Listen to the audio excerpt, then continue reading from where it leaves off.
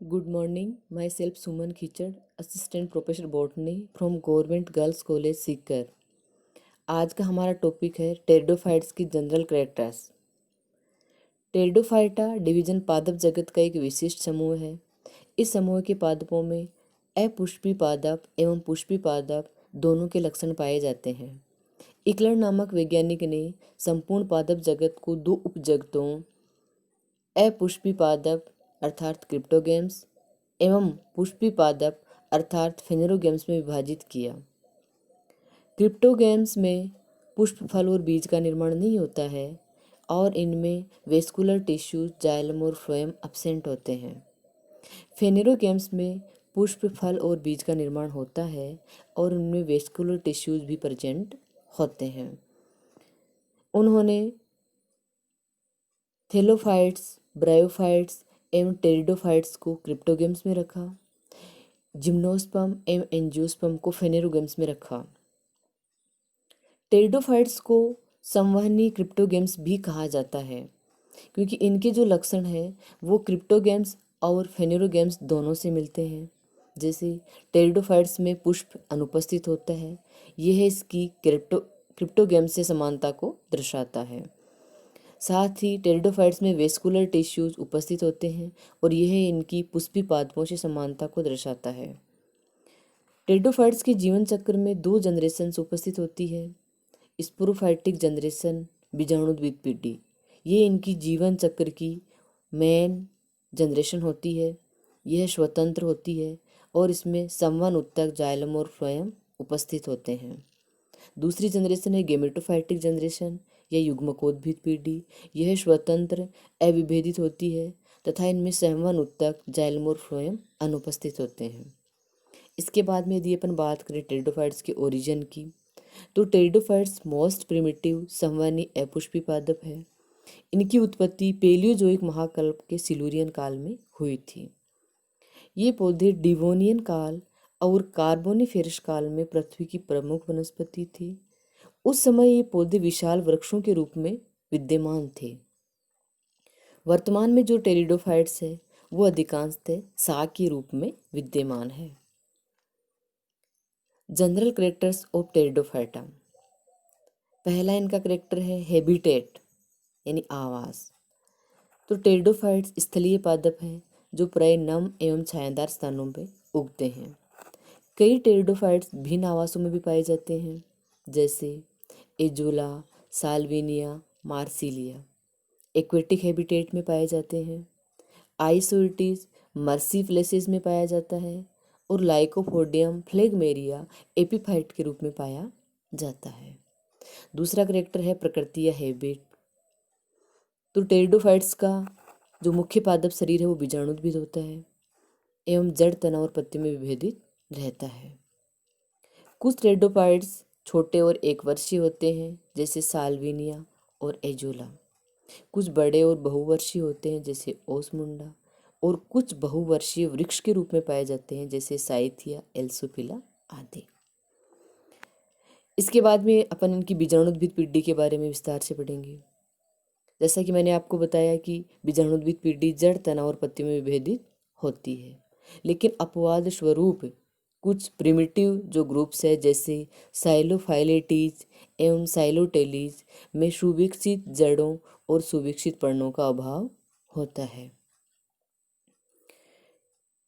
Pteridophytes में primary roots अल्पकालिक होती है और शीघ्र ही अपस्थानिक मूलों द्वारा प्रतिस्थापित हो जाती है।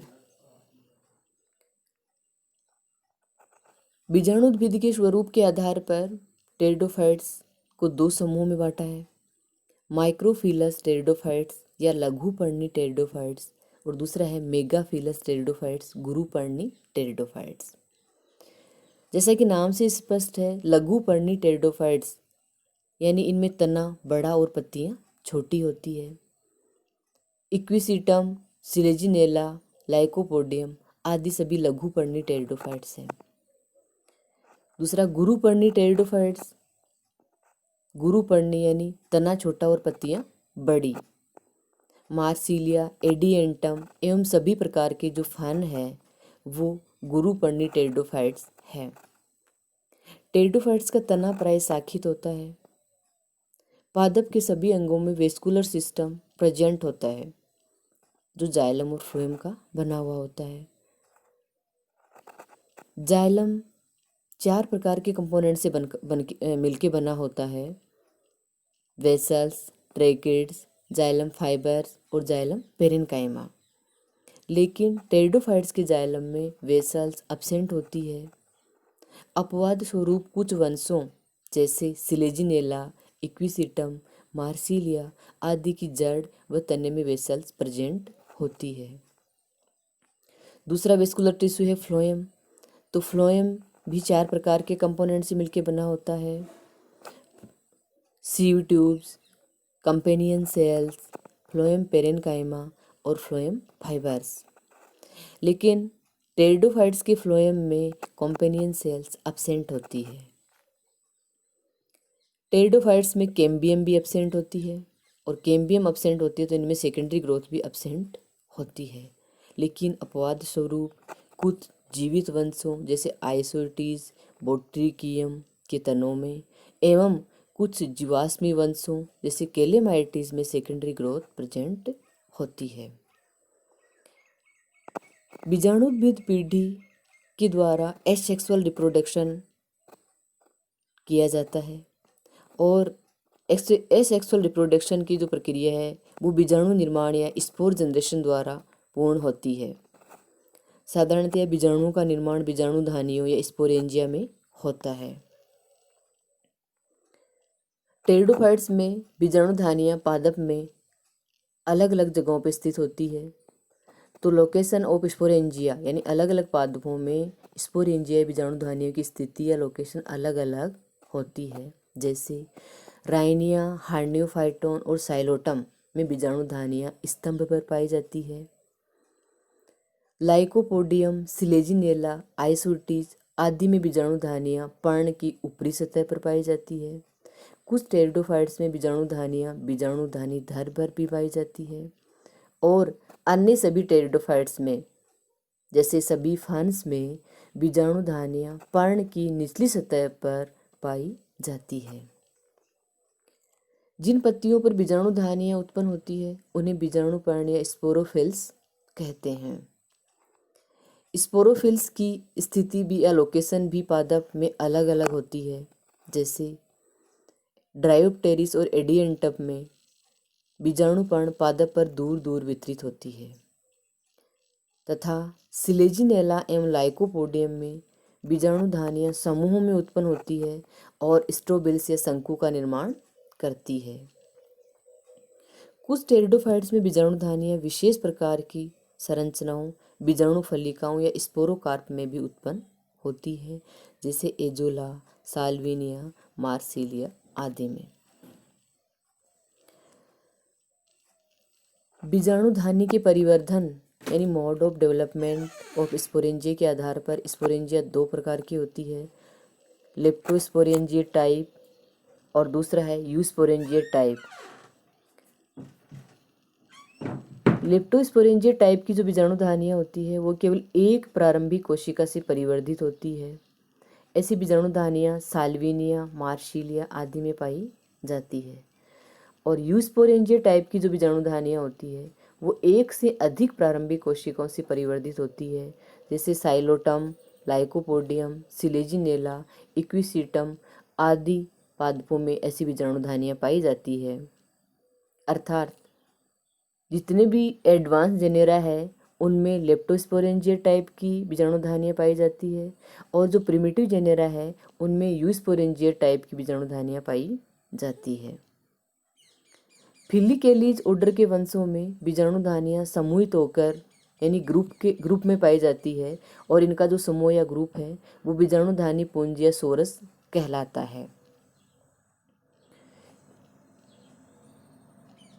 बीजाणु की प्रकृति के आधार पर टेरिडोफाइट्स 2 प्रकार के होते हैं, होमोस्पोरस टेरिडोफाइट्स और हेटेरोस्पोरस टेरिडोफाइट्स यानी सम बीजाणुविक टेरिडोफाइट्स और विषम बीजाणुविक टेरिडोफाइट्स। जैसा कि नाम से स्पष्ट है सम बीजाणुविक यानी इनमें सभी बीजाणु समान प्रकार के उत्पन्न होते हैं। इक्विसिटम, लाइकोपोडियम, टेरिस और टेरिडियम ये सभी होमोस्पोरस या समबीजाणुविक टेरिडोफाइट्स है। दूसरा है विषम बीजाणुविक टेरिडोफाइट्स। नाम से स्पष्ट है, विषम यानी इनमें दो अलग अलग प्रकार के बीजाणु उत्पन्न होते हैं, जिन्हें लघु बीजाणु माइक्रोस्पोर और गुरु बीजाणु मेगास्पोर कहते हैं। सिलेजिनेला, मार्सिलिया, एजोला, साल्विनिया, आइसोटीज ये सभी विषम बीजाणुविक टेरिडोफाइट्स हैं। बीजाणुओं का निर्माण बीजाणु मातृ कोशिकाओं स्पोर मदर सेल में मियोसिस द्वारा होता है। इसके कारण बीजाणु या स्पोर है वो हैप्लॉइड होते हैं और यही हैप्लॉइड या अगुणित बीजाणु अंकुरित होकर युग्मकोद्भिद पीढ़ी या गेमेटोफाइटिक जनरेशन उत्पन्न करते हैं। Thank you.